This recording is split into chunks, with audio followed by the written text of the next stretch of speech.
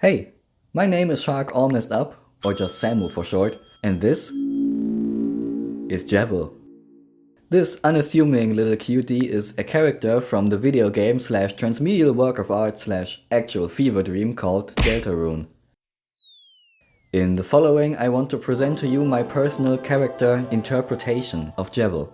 Meaning I want to outline to you what I believe to be the message behind the character of Jevil, or in other terms, what I believe Jevil himself wants to tell us. Said interpretation will be divided into 4 distinct yet fluently connected parts, with every aspect of the earlier parts being spun further and built upon with every subsequent one, forming what will eventually become the full image of what I believe Jevil is. Now, let me preface this by admitting that as the video goes on and we dive deeper into the concept that I have crafted, my thoughts can get really out there. Not much of what I say in the later parts is supported by actual in-game evidence really well, but it's not entirely fabricated either, and that's not what I actually care about anyway. I want to present something new about this game I really love. Something you haven't yet heard before, even if you have consumed all other content you came across in the fandom of this silly video game. And if that is what you're here for, then, if nothing else, I can surely deliver exactly that. I really just want to tell you a story. The story of Jevil.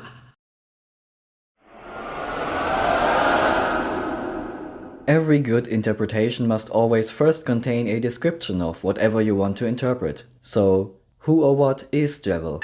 Well, the fact that you clicked on this video most likely means that you are part of the brain-rotten collective mess that are Deltarune loreheads, myself most certainly included.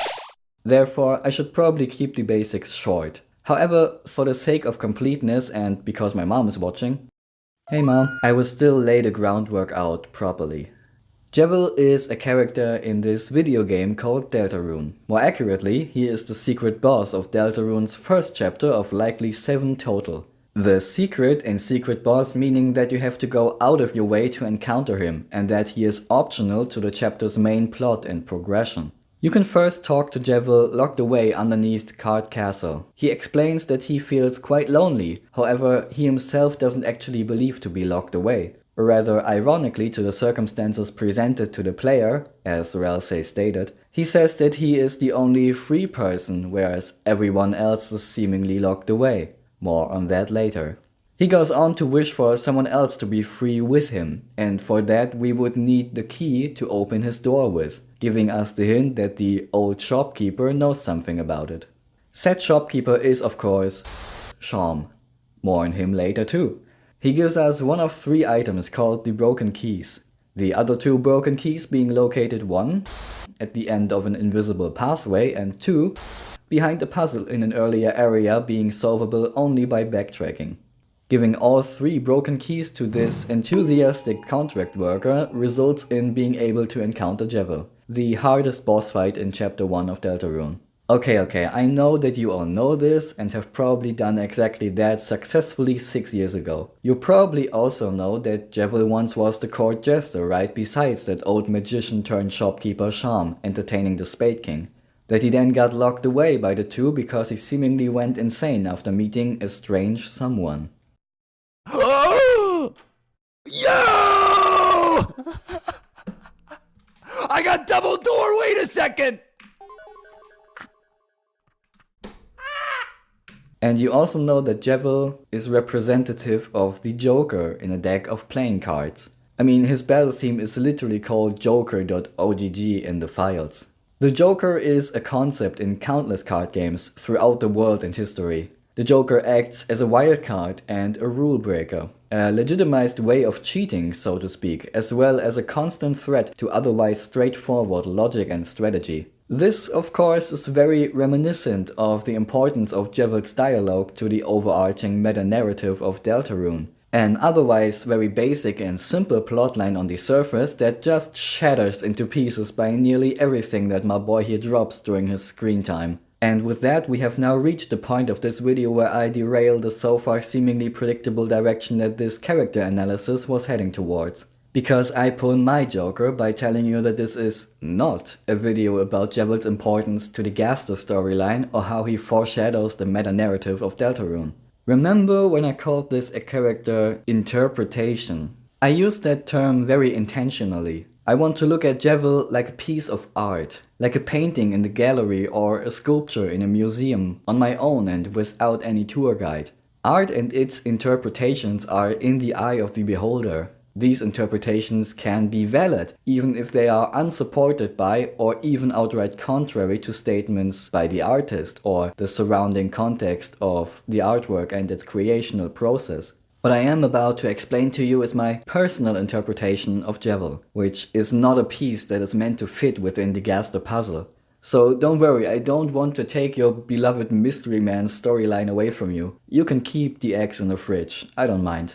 No, instead what I want to outline with this video is the general idea that I do firmly believe Mr. Toby had in mind when creating Jevil. However, I would still hold on to this interpretation even if he would comment on this here video stating that my ramblings sound like utter garbage noise to him. What I mean to tell you is that my analysis here is not compatible with Jevil's role in this video or this Reddit post. These views on Jevil can easily coexist with my interpretation without contradicting each other, as they fill very different narrative niches that merely converge in a few standalone instances. My interpretation of Jevil is one detached from Deltarune's overarching plot, whereas these interpretations only make sense when placing Jevil within the tangled web of awake allusions to this hidden narrative. It is exactly this web that I want to take Jevil out of for a moment and look at what other message he wants to spread. What story Jevil has to tell all on his own. And for this story it is essential to recognize Jevil as a metaphorical stand-in for the Joker playing card. Okay then, let us talk about card games for a moment.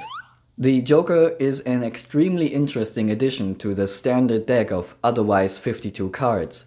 It emerged from the highest trump card in a game called Euchre and spread very naturally and gradually from there into Canasta, Rummy, and nearly every now available for purchase standard deck of playing cards over the last century. What exactly the Joker card does in each game varies drastically, but in pretty much every single instance the Joker is a form of wild card. It is the original wild card. The Joker is incorporated into a game to intentionally provide a way of turning the tides, subverting expectations and changing the pace. The Joker brings unpredictability. This is its one and only purpose. The Joker, if you want, is chaos. Chaos, chaos! It is the literal representation of entropy confined within a playing card. Jevil is the Joker, not only metaphorically actually, but probably quite literally too. If what we get to know as the character Lancer in the Dark World is a mere Jack of Spades in the Light World, then we can infer without a doubt that the character named Jevil in the Dark World is likewise just a regular old Joker card to all the Lightners. While hardly a groundbreaking revelation, this fact still tells us that Jevil is not just chaotic because he got insane after certain events in the plot.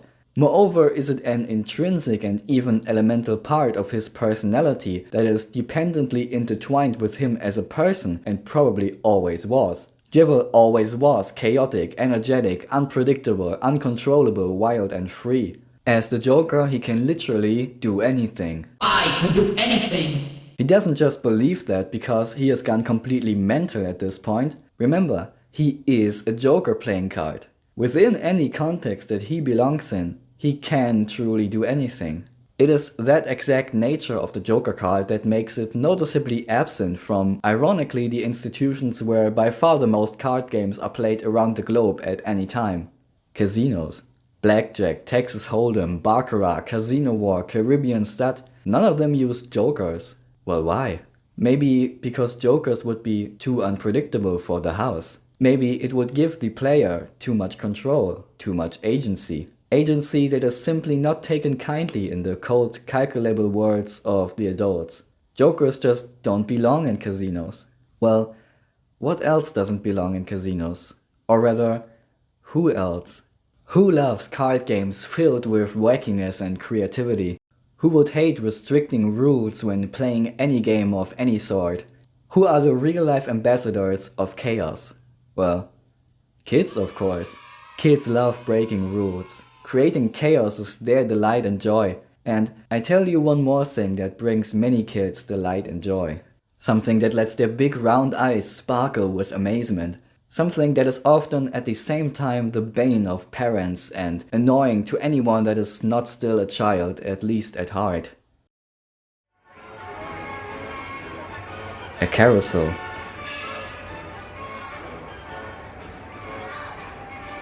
Let me tell you a small and recent anecdote to start this segment off. So, my mom has always been a wonderful guide to me when it came to confidence and identity. She has never dared to question my sisters or my hobbies, pastimes and interests as long as we have fun.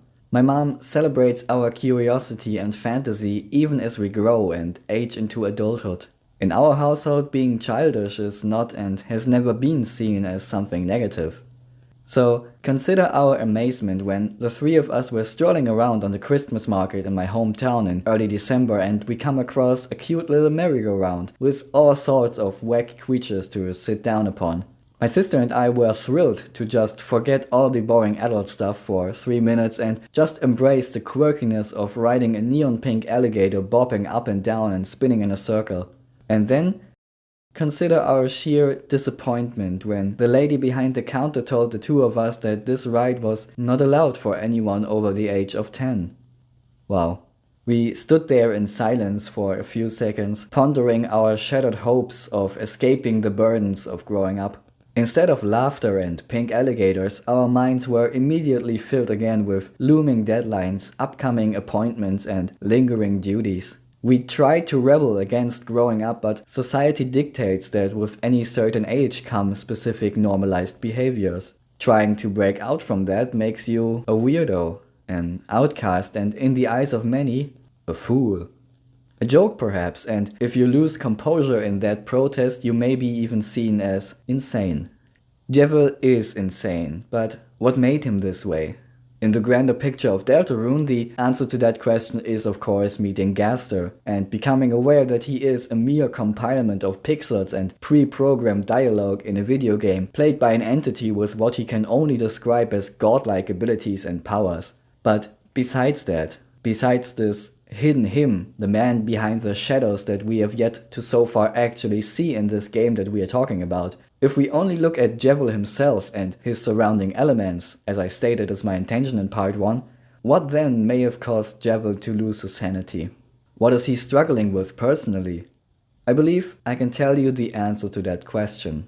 In fact, I believe that Jevil quite obviously is telling us exactly that every time we play with him this simple numbers game. When we finally engage in battle with Jevil, when we finally can offer him someone to be free alongside with, we listen to this song, Joker.ogg. This masterfully crafted composition that stands alongside many and yet, apologies for the massive gushing, personally to me is the greatest piece of music that Toby Fox has ever written. What is Jevil struggling with? It's the world revolving. Like a carousel, the world spins and never stops, never even slows down to take a breath. No, we all age. Constantly time passes. Bonds form but always one day break. People born will someday always die and every child must one day grow into an adult. Jevil doesn't want to grow up. He wants to keep riding that carousel well beyond the age of 10. Imagine, for a second, you see a 46-year-old, broad-shouldered and customized, grayish-bearded man riding a children's carousel. You may very well be weirded out by that sight. You may laugh wholeheartedly. You may shake your head in cringe. Even if you don't, someone surely would, and the fact remains, these people see this man as somewhat of a fool. Jevil is that fool. Where Sham embraces his old age and life experience as part of his identity as the friendly stuffed animal grandpa behind the counter of the neighborhood armory, Jevil refuses to set himself to rest, still jumping and bumbling around, refusing to admit any passing of his prime. A peculiar distinction between the two, don't you think?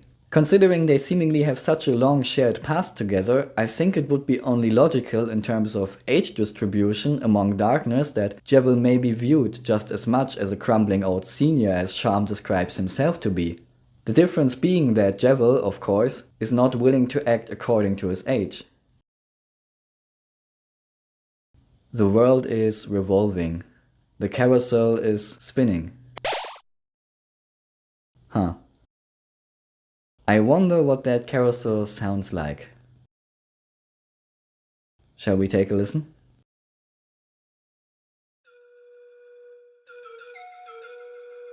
A pan flute. A beautiful instrument. Mostly made of bamboo, the distinct sound of these pipes evoke a feeling of elatedness and fantasy. They were named after the Greek god of shepherds, Pan, just like the protagonist of James Matthew Barrie's stage play, Peter Pan, the boy who wouldn't grow up. The leader of the Lost Boys on Neverland has become a cultural icon symbolizing youthful innocence and escapism. Peter Pan is an exaggerated stereotype of a boastful and careless boy. He claims greatness, even when such claims are questionable. Damn. One might very easily imagine Peter Pan exclaiming something along the lines of, I don't know, I can do anything perhaps? He might say that when facing a dangerous wild animal all on his own, or perhaps just moments from drowning in the vast open sea when a slowly rising tide consumes the ground beneath his feet. Barrie, however, chose a different expression for his character in this exact situation. Faced with the unrelenting hopelessness radiated by an endless ocean ready to bring upon his end, this boy simply exclaimed, "To die will be an awfully big adventure." This in turn feels so much like something Jevil would laughingly shout at you with less than 10% of his HP remaining, doesn't it? I have another Peter Pan quote for you, my favorite one actually. "Little boys should never be sent to bed. They always wake up a day older." Does that remind you of someone? Actually, I'm not talking about Jevil, even though he for sure has the energy of a hyperactive 4-year-old on New Year's Eve at 2 AM that refuses to even blink in order to prove a point to his mom of not being tired at all. No, I'm talking about Jevil's opponent, the one who unlocked the crazy Jester's cage. Think about it. Little boys should never be sent to bed. They always wake up a day older.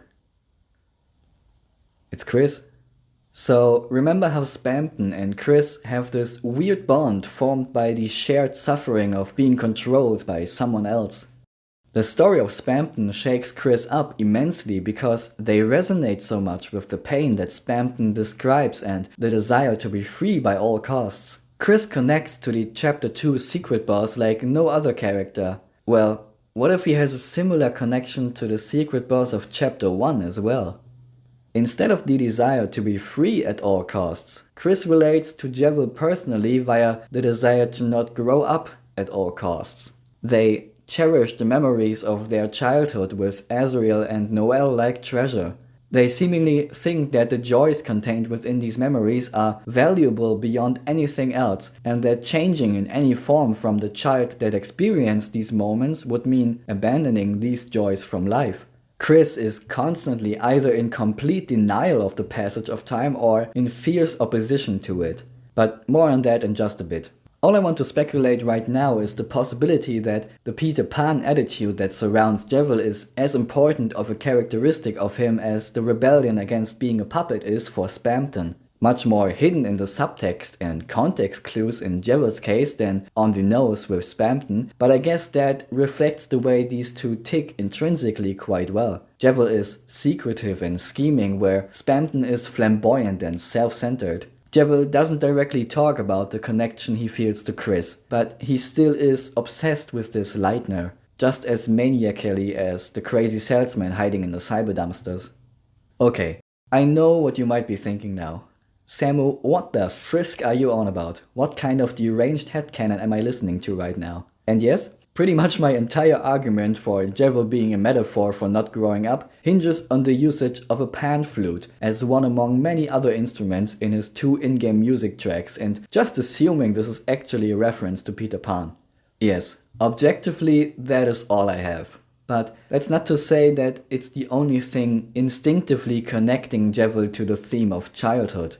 There is his obsession with games, his energetic behavior, this sprite where he sticks out his tongue, and of course that carousel that's always spinning in the background.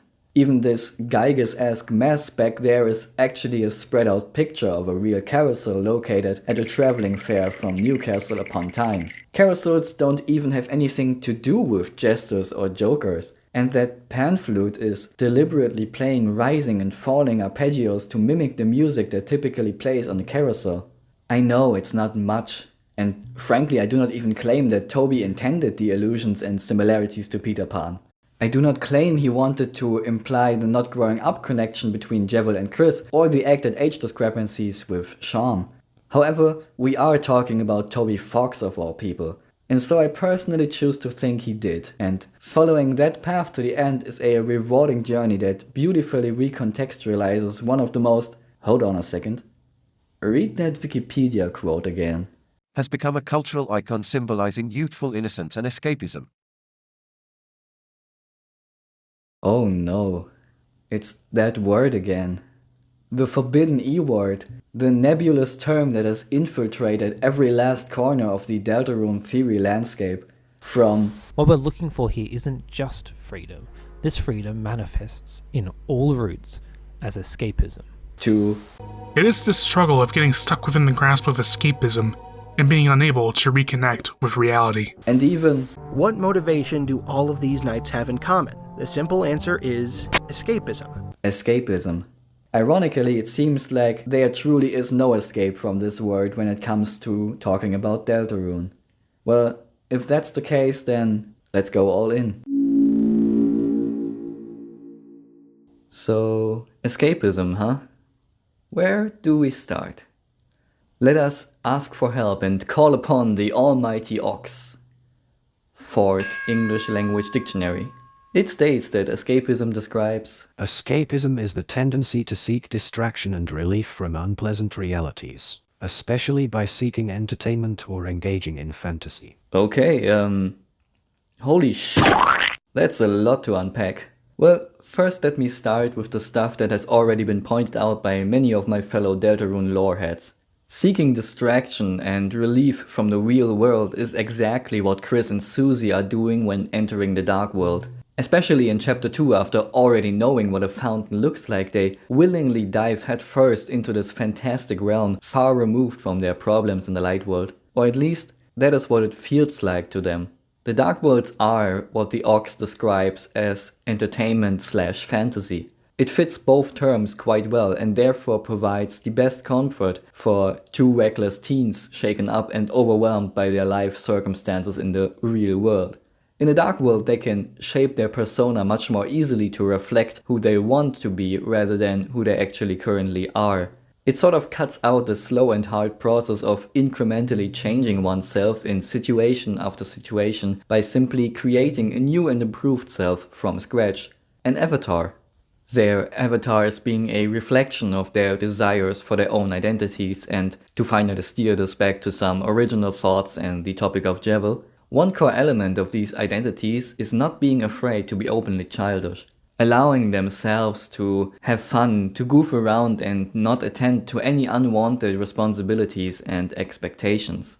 Jevil has that same desire, the desire to simply play games and have fun without any asterisks. There is a saying that goes, a child's imagination opens doors to new worlds. How very fitting and deliberately vague.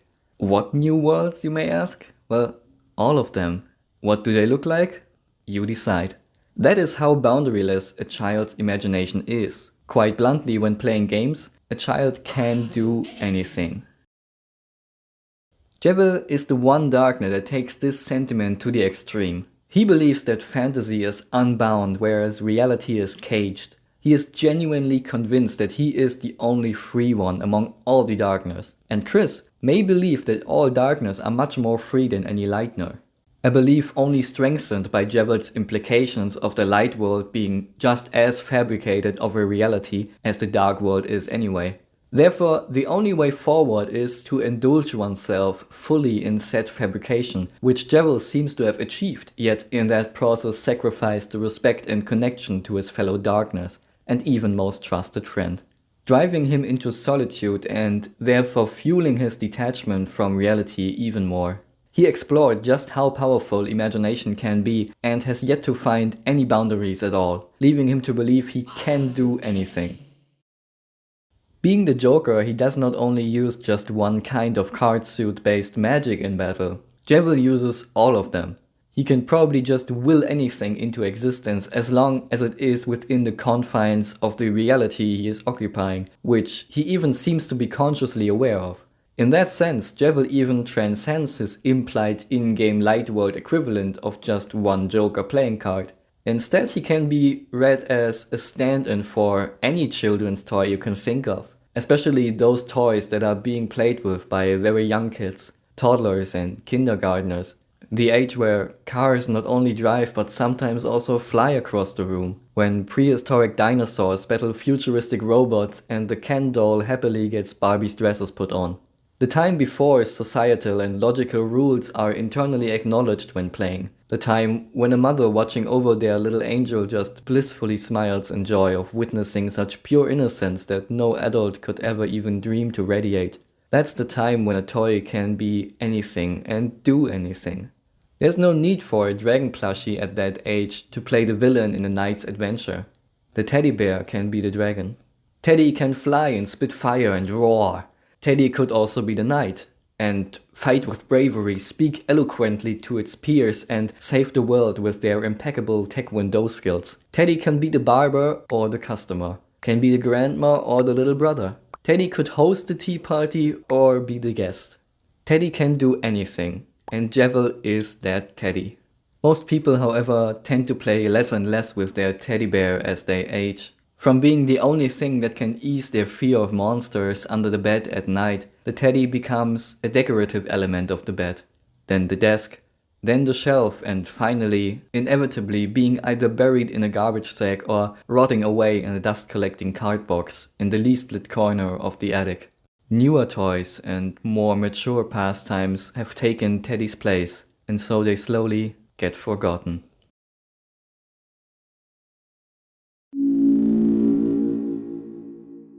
Before we finally put everything we have explored in the last 3 parts of this character interpretation together into one coherent image, I want to share another anecdote with you. I want to introduce you to Lars. This is Lars, everyone. Lars is a polar bear. A really cute polar bear, if I dare to say so, which may be in part due to him being a plushie. Lars is also quite old, actually. He has roamed this earth for over 2 decades now. You know, that last bit about the omnipotent teddy bear, well, that wasn't entirely fabricated. Not at all, in fact. It really was the story of Lars. Lars was my companion before I played guitar or had a job, before I wrote niche video essays, and before I went to school even. Before I played any video game or before I could even read, write, count, walk or talk. At that time, Lars was truly an invaluable part of my life. The more of these skills I acquired, however, the more his prominence in my life decreased steadily. Along with my mom's face, Lars was once one of the only things that I needed to be happy. But over time, Lars eventually wasn't even needed at all to be happy anymore. When I first moved out from my parents, I at least had a little cubicle in an IKEA Kallax designated for Lars and some of his fellow senior old fluffs in my living room. But ever since I last moved, he has been living in a dark cardboard box, without light, without purpose, and without hope. Anthropomorphism, the great Ox told me, is the attribution of human characteristics or behavior to a god, animal, or object. This is one of my brain's favorite activities. You see, me and my family, we suffer from something I would like to coin anthropomorphic empathy. We just cannot help but imagine what any given object or even intangible force of nature may feel like at any given moment, and to then empathize with this inanimate assortment of atoms in a deep and vulnerable way. My favorite example for this involves my cutlery drawer and the spoons in it. I use a lot of spoons. I crave yogurt and tea with honey and a bowl of cereal after waking up on a day off. And I clearly have preferences when it comes to the spoons in my drawer, as I'm sure most people at least subconsciously do. It may sound only logical and reasonable to use my favorite spoons whenever they are available, and to use my least favorite spoons only when the other ones are dirty. Especially that one impractically shaped, rough and ugly colored spoon at the bottom of the drawer. That one spoon that's so undesirable to me that I would sometimes rather use a fork. However, my brain is a little goofball and suffers greatly from feeling too much, and so I end up using that shitty spoon more often than I need to. Because I feel pity for it. That little outsider probably did not choose to be shaped that way and really tries their best to do a good job. That spoon probably has a heart much kinder than these mundane normal spoons, always hanging out in groups of 5 with no ambition in their lives whatsoever.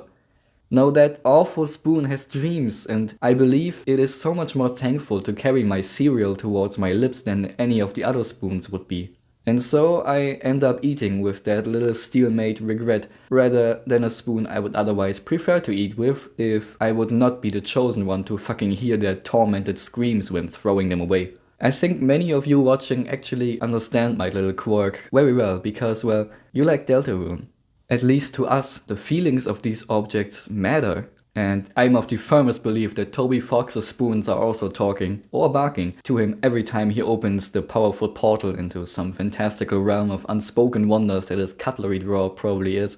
I also believe that Toby once had a plushie just like Lars, and that many years later, whether he intended to or not, he told the story of it through Jevil. Or more accurately perhaps, he captured the emotions that he feels when reminiscing over that long-lost fluffiness within every moment that Jevil is on screen. The one feeling that hurts Lars and other plushies like him the most is probably the feeling of slowly being forgotten, of not even being a fond memory anymore. Their only relevance lying in the past, therefore disconnecting from that past either by unintentionally forgetting or by deliberately moving on from it, takes away their last remaining meaning in this world. His status as a memory worth cherishing is everything that Lars has left, and so being forgotten is his biggest fear. Not only is Jevil also chronically stuck in the past, as I explored in part 2, he may also experience that same fear of being forgotten. And we find the biggest clue for that within the music once again. You are probably aware that Spamton's battle theme is like a mashup of at least 5 different motifs and leitmotifs at once. Well, that is just very clever composing by Toby for this character that wants so many things, compares himself to so many people and copies and adapts so many different conflicting personalities that he ends up not having any clear identity at all. Toby is really good at this storytelling through music thing, and we come back to Spamton just a bit after we have first taken care of the more blatant hint that Toby has given us through musical storytelling. Do you know what leitmotif appears in the world revolving that actually doesn't occur in Big Shot? It makes up the basis of the entire last third of the track, and it's called Don't Forget.